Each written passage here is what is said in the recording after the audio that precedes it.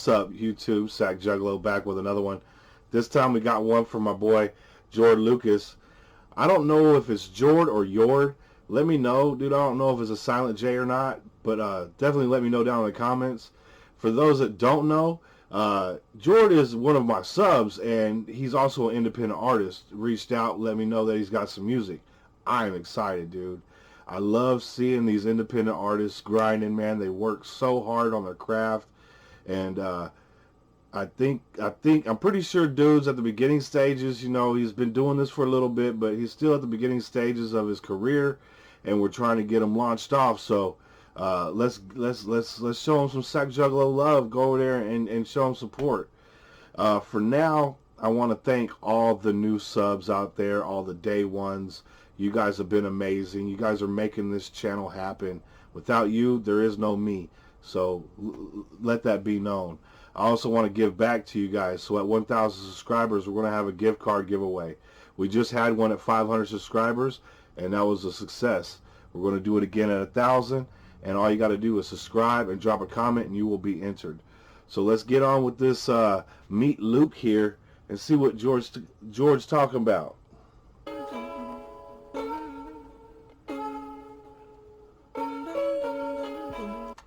Hold up, I know that beat. Where is that beat from? I love this beat. What the hell is that beat from? It'll come to me. It'll come to me. I know that beat though.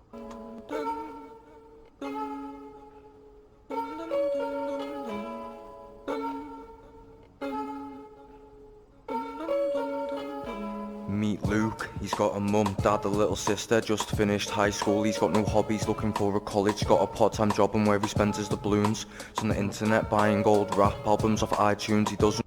Okay. So, is your currency out there doubloons? I don't know what your currency out there, but I think that's what he said. Hold up, let me go back a minute. I'm jobbing where he spends his doubloons. He's on the internet buying old rap albums off iTunes. He doesn't drink, He doesn't smoke, he doesn't do drugs. But he's getting quite bored of his daily routine that he does. He's at a table with his dad saying Luke needs to bring some money in, but Luke doesn't want to work, he wants to keep studying. His dad says if it's college you want, then you should do it, but Luke doesn't want to build houses, he wants to do music. And it wasn't to his knowledge, he could do music at a different college and he can do what he wants there. That'll be his cup of porridge. There's a college over a mile away he could go, but he'd have to get the bus there and have to spend his own dough. But Luke was happy with that. There was a future on his back, so he emailed the college in hope that they'd reply back. He got an email for an interview with the music professor. It was a week from now, and 5 weeks till semester. Luke was thinking this was something he was sticking to, so he got a suit and washed up and got a haircut for his interview on the day of his... Real quick, Jord, I love the storytelling, man. Storytelling is an art form, man, and when you can write down a series of events that also rhymes, it puts something special inside my heart, man. Seriously. This is the first time I've listened to your music, and I'm already on board, bro. You're cool and calm on the track, dude. You're not too overactive. I like this style for you, man. I really do. You're not rushing your words. You're not slurring them. You sound good on the track. You're giving me a nice story. I do appreciate that, man. Interview, we got up and got dressed. He got the bus to college and walked up to the lady at the front desk. Luke says his name, says there's someone here to see me, so she hands him a badge and says, can you take a seat please? And almost immediately a man walks through some double doors, jacket down to his knees. That's the Professor Luke thought. The man walks over to Luke, asks him his name, and that's when Luke says Luke, and they have a friendly handshake exchange. Nice to meet you, Luke. I'm Professor Whitcomb.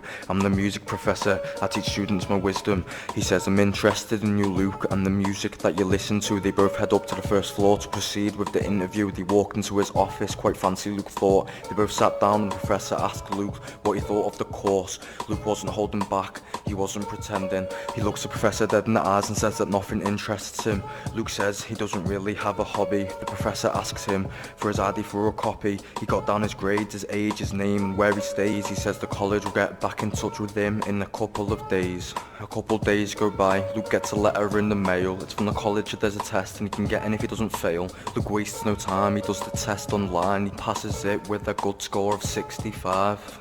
So now Luke's first day of college was in a few weeks. He phoned his mum and his dad to tell them and let the news leak.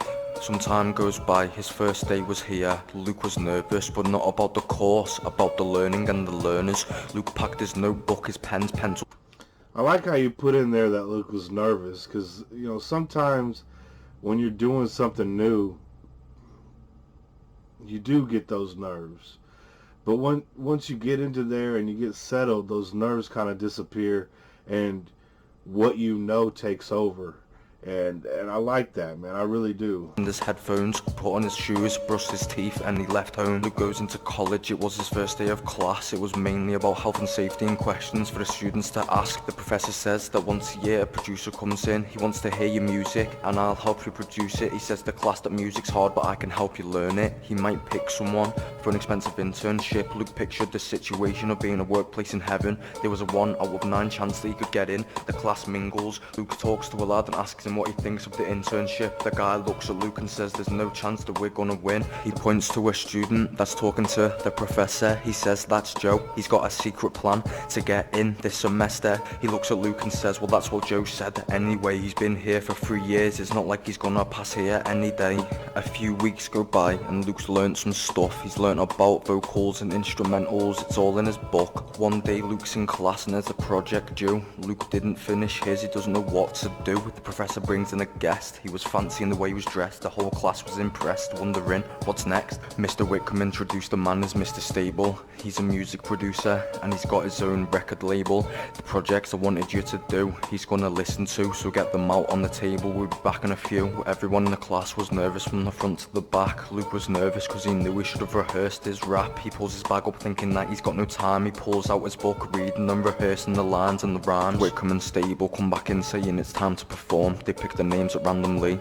Despite what they saw, they were singing a lot of guitar and a bit of flute. There was 2 people left to perform and it was Joe and Luke. They called out Luke's name. Luke walks to the stage. He plugged his phone into a portable speaker and an instrumental played. Luke spoke with power, not leaving one part of the beat untouched. The whole class were amazed on how Luke did his thing. They were touched. Luke was happy with himself, a smile on his face. The next person on the list was Joe and he was last in place. Joe rapped too, but it was awful. It had no taste. The whole class went dead. There was silence in the whole place. Joe sat down. Mr. Stable thanked the class. He said he'd picked someone. The decision was fast. Stable was happy with what he had saw, but it was Luke, of course. The whole class stood up, gave Luke a round of applause, but there was a catch. Luke on work until he's 18. There's gonna be some more time. It's gonna take like 8 weeks.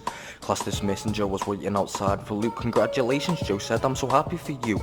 Joe and Luke became friends, but Luke was confused. A few weeks go by. Joe was a friend that Luke can't lose, sitting in class together, making tunes together, going to lunch together, but never outside college together. Luke woke up. He was happy. It wasn't a work day, but he wasn't happy because it wasn't a work day. He was happy because it was his birthday. It was his 18th. He jumped to his feet, looked out the window. He was confused because there was a Jeep in the street. Luke got dressed, went downstairs, and his dad gave him a set of keys. One was to the house and the other one was to the Jeep. Luke was happy. An internship, earning some cabbage. Now he has his own car and his house he can manage. Luke's mum, dad and sister were all moving to Paris. That upset Luke, but he wasn't moving to Paris. They all sat down for breakfast. There was eggs that Luke saw. They all started eating. Straight away the post was at the door. Luke's mum gets up, sees that there's letters for 2. One's for your dad, Luke. The other's for you.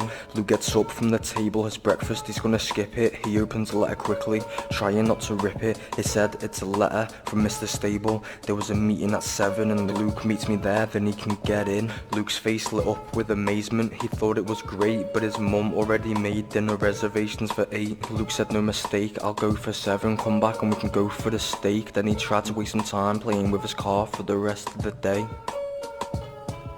It was coming up to 7, Luke got out the letter for directions. The directions led him to an abandoned building with a car outside. He didn't want to go close. Luke couldn't see inside the car because of the tinted windows. Luke was nervous. He walked over to the car slowly when a man with a mask jumped out and hit him in the head with a trophy. Luke was on the floor, knocked out, no clue. When the man grabbed him and dragged him and put him in the boot, he slammed the door shut, jumped in. The boot. Is that the trunk of the car? I think that might be the trunk, because I know, like, in different parts of the United States, we got different, like, words for things. Like, we got a glove box. That's the little box inside that's usually on the passenger side of the car that you put, like, your papers in, your car manual and stuff. And some of them call it, like, a jockey. Some people call it, different things. I know, like, sometimes we call, like, a shopping cart where you put your groceries in when you're doing your supermarket visit. Some people call it a buggy. So, a boot. It sounds like he put them in a trunk. So, let me know. Without no clue, when the man grabbed him and dragged him and put him in the boot, he slammed the door shut, jumped in the car fast, put the key in the ignition, pedalled down on the gas. Luke woke up in a dark room tied to a chair, duct tape round his mouth. He cried but no one could hear. Nothing like this had ever happened before to Luke, who was afraid. He didn't know what time it was, whether it was day or night. He sees a door open in the room, he sees a light. Luke was terrified, I can't imagine what he was thinking. Fear in his face, you can see his eyes squinting. And then...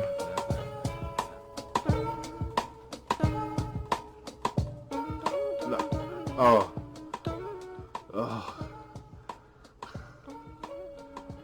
You really leave me with a cliffhanger, bro?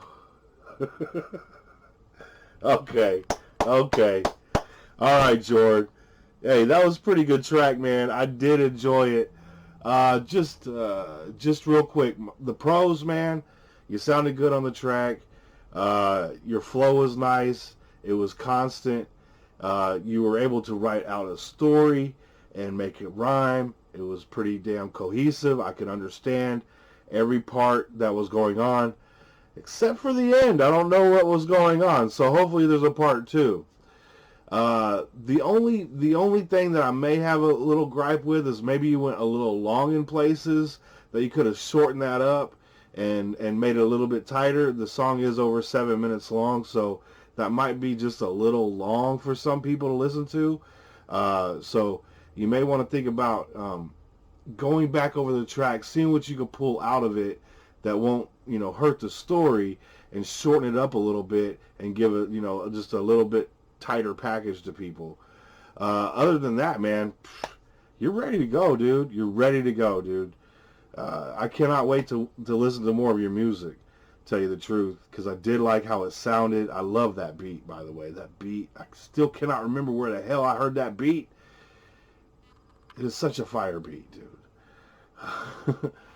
So if you guys like this video, go down. The link will be down there. You'll be able to show Jord some love, man. Let him know Sack Juggalo sent you. We definitely need to get some eyes on this dude, because he's working his way to the top right now. And don't forget about the 1,000 subscriber gift card giveaway. That's coming up real soon. We're less than 300 people away, so probably be doing this in a week or 2.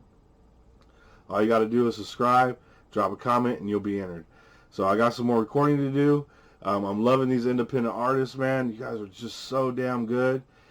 My hat's off to you for the grind. And we're going to get into another one here in a second. So I hope to see you guys there.